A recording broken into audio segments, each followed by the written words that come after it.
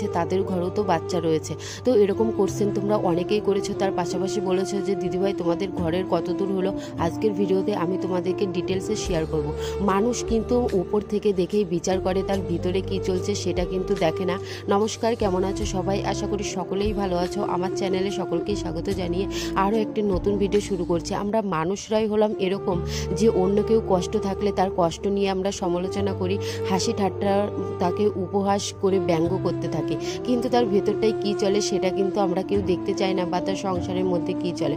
অনেকে তো এও বলেছে যে দিদিভাই তোমার কি কোনো শারীরিক প্রবলেম রয়েছে। এরকমটা কিন্তু কোনো বিষয় নয়। বিশেষত তোমরা যে আমাকে ভালোবাসা দিয়েছো এটাই আমার কাছে অনেক প্রাপ্য। তো এই তো এখন আমি সকাল সকাল কিন্তু জামা প্যান্টগুলো ভাঁজ করে নিচ্ছি। গতকাল কাচাকুচি করে রেখে দিয়েছিলাম, কিন্তু ভাঁজ করার সময়টুকুও আমি পাইনি। গতকাল ভিডিও এডিটিং করতে করতে অনেকটাই লেট হয়ে গিয়েছিল। দুই একজন তো আমার ভিডিওতে এসে আমার দিদির সম্পর্কেও কথা বলে যাচ্ছে যে তোদের দুই বোনের ভিডিও দেখলে গা জ্বালা করে। আরে তোদের গা জ্বালা করে তাহলে আমাদের ভিডিও দেখতে হবে না, প্লিজ তোরা আমাদের ভিডিও দেখিস না, সামনে আসলে রিপোর্ট করে দিস। তো এই তো এখানে আমি ঘর থেকে জামা প্যান্ট গুছিয়ে নিয়ে সোজা চলে আসলাম খাবার বানানোর জন্য। তো এখানে হচ্ছে আমি আজকে সকালের খাবারের রুটি বানিয়ে নিচ্ছি, আর বড় বড় করে রুটিগুলো বানিয়ে নিচ্ছি যাতে তাড়াতাড়ি করে রুটি বানানো হয়ে যায়, কারণ আজকে অনেক কাজ রয়েছে। বিশেষত সবথেকে বড় কাজ রয়েছে সেটা হচ্ছে ফ্রিজ পরিষ্কার করা। আর এই যে বারবার করে তোমাদের দাদাভাইকে বলছিলাম যে ফ্রিজটা একটু সরিয়ে দাও, আর গতকাল যেহেতু ঝড় বৃষ্টি হয়েছিল ফ্রিজটা আমি অফ করে রেখে দিয়েছিলাম, তাই এখন ভাবলাম যে ফ্রিজটা বেশ ভালো করে পেছন সাইডটা মুছে নিই। আর এই ফ্রিজটা কিন্তু অনেক শখের আর অনেক স্বপ্ন রয়েছে এই ফ্রিজটার পেছনে কেন্দ্র করে। তো তোমরা তো জানোই যে ফ্রিজটা হচ্ছে নিজেদের টাকায় কিন্তু স্বপ্নটা পূরণ করেছিলাম। দেখবে নিজের টাকায় ছোট কোনো জিনিস কিনলে তার মজাটাই কিন্তু অনেক আর ভীষণ কিন্তু আনন্দ হয়। তো এখন হচ্ছে ফ্রিজটা কিন্তু বেশ ভালো করে আমি মুছে নিচ্ছি। তোমরা যারা বলছো না যে কেন এখনও বাচ্চা নিচ্ছ না, বিশেষত আমার হাজব্যান্ড কিন্তু এখন বাচ্চা নিতে চায় না, সে চায় যে এখনও কিন্তু 4 থেকে 5 বছর পরে সে বাচ্চা নিতে চায়। তো এই তো এখন হচ্ছে ফ্রিজটা বেশ ভালো করে কিন্তু আমি মুছে নিচ্ছি। আর আমার হাজব্যান্ড এরকমই একটা মানুষ যেটা আমার সব থেকে বেশি ভালো লাগে, সবসময় কিন্তু আমার পাশে ছায়ার মতো কিন্তু সে থাকে। আমার সম্পর্কে যদি তাকে কেউ খারাপ কোনো কথা বলে সে কিন্তু সেখানে প্রতিবাদ করে দিয়েই চলে আসে, সেটা তার নিজের আপনজন হোক বা মা বাবা হোক বা কোনো আত্মীয় হোক না কেন। তো যেটা যবে থেকে ফ্রিজটা কেনা হয়েছে 1 বছরের উপরে হতেই যায়, তবে থেকে কিন্তু ফ্রিজের পেছন সাইডটা সেরকম করে কখনোই পরিষ্কার করা হয়নি। এই তো এখানে আমি ফ্রিজটা কিন্তু যে জায়গায় ছিল আগে সেইখানে কিন্তু অনেক কষ্ট করে ফ্রিজটা কিন্তু আমি রেখে দিলাম। আর ঘর ভাঙার পরে যেহেতু এই বড় ঘরে সমস্ত জিনিসপত্র রাখা রয়েছে, আর অনেক জিনিসপত্র থাকলে না যতই বড় রুম হোক না কেন তবুও কিন্তু অনেকটাই ছোট মনে হয়। আর ঘরের ঝুল ভাঙার ফলে ফ্রিজের পেছনে গিয়ে তো সেরকম করে কখনোই পরিষ্কার করা হয়নি, তাই ফ্রিজের পেছনে কিন্তু অনেকটাই নোংরা জমেছিল। তো আমার ঘরের কাজ হয়ে গেছে, এখন হচ্ছে আমি ঘরটা হচ্ছে ঝাড়ু দিয়ে নিচ্ছি। তোমরা অনেকেই বলছো যে দিদিভাই নতুন ঘরের কাজ কত দূর হলো। এখনও কিন্তু নতুন ঘরের কাজ পুরোপুরি কমপ্লিট হয়নি, তোমাদেরকে আমি আমার ভিডিওয় যত দূর অবধি দেখিয়েছি ঠিক তত দূর অবধিই কিন্তু কমপ্লিট হয়েছে। আমরা যেহেতু অতি সাধারণ মানুষ, আমাদেরকে কিন্তু অনেক ভাবনা চিন্তা করে যে কোনো একটা বড়সড় সিদ্ধান্ত কিন্তু নিতে হয়। অত বড় সিদ্ধান্ত ঘরের যে একবারেই কিন্তু কখনোই কমপ্লিট করতে পারবো না, তাই অল্প কিছু জমিয়ে জমিয়ে তারপরেই কিন্তু ঘরের কাজে হাত দিতে হচ্ছে। আপাতত কিন্তু এখন ঘরের কাজ পুরোপুরিই কিন্তু বন্ধ রয়েছে। বুঝতেই পারছো যে মানে অতি সাধারণ ফ্যামিলিতে কতটা কষ্ট করতে হয়, আর বুঝে শুনেই কিন্তু এক একটা দিন পার করতে হয়। আমরা বাচ্চা নিচ্ছি না তার অনেক কিছু কারণ রয়েছে, বিশেষত এখনও সেরকমভাবে গুছিয়ে উঠতে পারিনি। দ্বিতীয়ত একটা প্রবলেমের মধ্যে ভীষণভাবে জড়িয়ে গেছে, সেই প্রবলেম থেকে জানি না কবে সলভ হবে আর কবে সেই প্রবলেম থেকে উদ্ধার হব। এমন কিছু ব্যক্তিগত কারণ থাকে যেগুলো কিন্তু নিজেদের মধ্যে সীমাবদ্ধ রাখতে হয়, সোশ্যাল মিডিয়া বা মানুষদের সামনে কখনোই শেয়ার করা যায় না।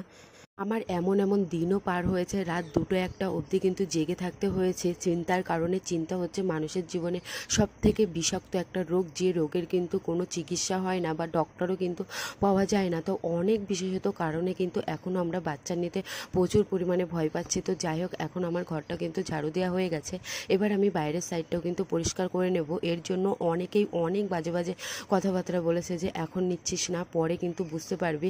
তো যাই হোক, এ তো আমি তোমাদেরকে শুদ্ধ ভাষায় বললাম, কিন্তু তারা যা ভাষা বা ল্যাঙ্গুয়েজ ইউজ করেছে অত বাজে বাজে ভাষা আমি আমার সোশ্যাল মিডিয়ায় এসে আমি কাউকেই জানাতে চাই না।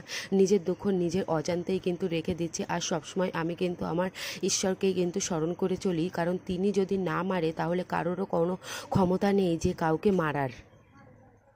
এই তো কিছু কাচাকুচি করার বাকি ছিল, তাই তো সমস্ত কিছু নিয়ে আমি সোজা কলতলায় চলে আসলাম কাচাকুচি করে নেওয়ার জন্য। তো এখানে আমি সমস্ত কিছু আগে ভিজিয়ে রেখে দেবো, আর এখন হচ্ছে কাচার সময়টুকু নেই, কারণ লেটও হয়ে গেছে, দুপুরে কিন্তু রান্নাটাও বসাতে হবে। তো এখানে আমি একবারে সমস্ত কিছু কিন্তু ভিজিয়ে রেখে দিয়ে তারপরেই দুপুরে এই তো রান্না করতে চলে আসলাম।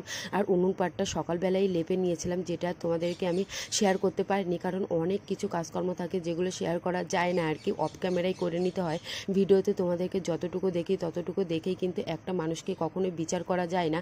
তো আজকে আমি পুঁই শাক রান্না করব। এই তো এখানে হচ্ছে পুঁই শাকগুলো কিন্তু আমি বেছে নিচ্ছি, আর এই পুঁই শাকের পাতাগুলো আমি আলাদা করে রেখে দিচ্ছি, যাতে অন্য দিনও একটা ভাজা আমি করে নিতে পারি। তবে থেকে 25 সালটা শুরু হয়েছে, আর আজও পর্যন্ত এরকম একটা প্রবলেমে এসে জড়িয়ে পড়েছি যে সেই প্রবলেম থেকে কিছুতেই সলভ করে উঠতেই পারছি না। তো বছরের প্রথম দিন থেকেই কিন্তু খারাপ গেছে, যেটা আমার ভিডিওতেও আমি তোমাদেরকে দেখিয়েছিলাম যে বছরের প্রথম দিনটাও খুব বাজেভাবেই কিন্তু কেটেছিল। তো এদিকে আমি পুঁই শাকগুলো কেটে নিচ্ছি, আর উনুনে কিন্তু আমি ভাতটাও বসিয়ে দিয়েছি, কারণ পুঁই শাকগুলো কাটতে কাটতে ভাতটা কিন্তু আমার হয়ে যাবে। আর এই পুঁই শাকগুলো কিন্তু এনে দিয়েছিল আমার শাশুড়ি মা, গতকাল ট্রেন থেকে এনে দিয়েছিল রাতের বেলা। তো এখানে আমি এই তো মাটির উনুনে ভাতটা আমি বসিয়ে দিয়েছি। আর দুপুরের সবথেকে বড় রান্নাগুলো কিন্তু এরকম আমি মাটির উনুনেই করার চেষ্টা করি। আর সকালবেলার একটু টুকিটাকি খাবারগুলো যখন আমি সময় পাই তখন কিন্তু গ্যাসেই বানিয়ে নিই, না হলে কিন্তু এরকম উনুনেই খাবার বানিয়ে নিই। এখানে আমার ভাত রান্না করা হয়ে গেছে, আজকে আর রান্নার ভিডিও তোমাদের সঙ্গে শেয়ার করলাম না। আর এদিকে হচ্ছে গতকাল রাতের বেলায় শ্বশুরমশাই বাজার করে এনে দিয়েছিল, সবজির বাজার, তার পাশাপাশি মাছের বাজার। আর এখানে হচ্ছে আমি রুই মাছটাই রান্না করে নিয়েছি হচ্ছে আলু দিয়ে, যে রেসিপিটা তোমাদের সঙ্গে আর শেয়ার করতে পারলাম না আপাতত, যেটা কিন্তু আমার ফেসবুক বা ইউটিউবের শর্ট চ্যানেলে দেওয়া রয়েছে। রাতের বেলা থেকে প্রচণ্ড কিন্তু ঝড় বৃষ্টি আমাদের এখানে শুরু হয়ে গিয়েছিল। আর এখন আমার হাজব্যান্ড যে দোকানে কাজ করে সেখান থেকে কিন্তু বাড়িতে আসে রাত 11টায়। অন্য সবার দোকান কিন্তু 9:30 বা 10টার দিকে ছুটি হয়ে যায়, কিন্তু আমার হাজব্যান্ড কিন্তু বাড়িতে আসে 11টার সময়। সে কিন্তু এখনও দোকানে রয়েছে। আর দেখো কতটা পরিমাণে ঝড়, তার সঙ্গে কিন্তু বৃষ্টি হচ্ছিল প্রচুর। কিন্তু চিন্তা হচ্ছিল যে কখন সে বাড়িতে আসবে। যতক্ষণ না সে বাড়িতে আসে ততক্ষণ মনের মধ্যে দুশ্চিন্তা কেন জানি না শেষই হতেই চায় না।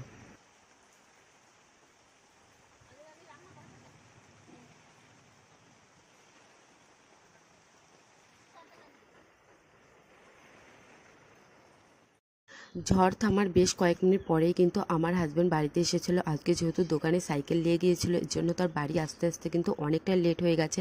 তারপরে খাওয়া দাওয়া করে ঘরে আসতে আসতে 12:30টার দিকে কিন্তু বাজতেই যায়। আবার আসার সময় চাউমিন এনেছে, আমি কিন্তু নিজেও জানি না। তো এখান থেকে এই তো এখন আমি একটা প্লেটে নিয়ে নিচ্ছি, আর এখান থেকেই কিছুটা আমার শাশুড়ি মায়ের জন্য রেখে দেবো, কারণ গতকাল মা আবার কাজে যাবে। তো মায়ের কিন্তু সকালের খাবারটা কিন্তু হয়ে যাবে। আমার হাজব্যান্ড এরকম একটা মানুষ যে কিনা শুরু থেকে আজও পর্যন্ত সবসময় আমার ছায়ার মতো আমার পাশেই কিন্তু থেকে গেছে। ও আমাকে বকুক, ও আমার সঙ্গে ঝগড়া করুক, সেটা কিন্তু সহ্য করে নেবে, কিন্তু অন্য কেউ আমার সঙ্গে খারাপ ভাষায় কথা বলুক বা খারাপ কিছু মন্তব্য করুক সেটা কিন্তু সহ্য করতে পারে না। সে যে কেউই হোক না কেন, তার সামনাসামনি কিন্তু সে একেবারেই প্রতিবাদ করে দেয়। আমার হাজব্যান্ড সবসময় একটা কথাই বলে, কে কি বলুক বা না বলুক, আমি তো তোমাকে কিছু বলি না। তো যাই হোক, এটাই হচ্ছে সব থেকে বড় পাওয়া, যে স্বামী স্ত্রীর মধ্যে যে মিলটা থাকে, এটা যদি থাকে তাহলে পৃথিবীর কোনো শক্তি কিন্তু আলাদা করতে পারে না। ভিডিওটি কেমন লাগবে?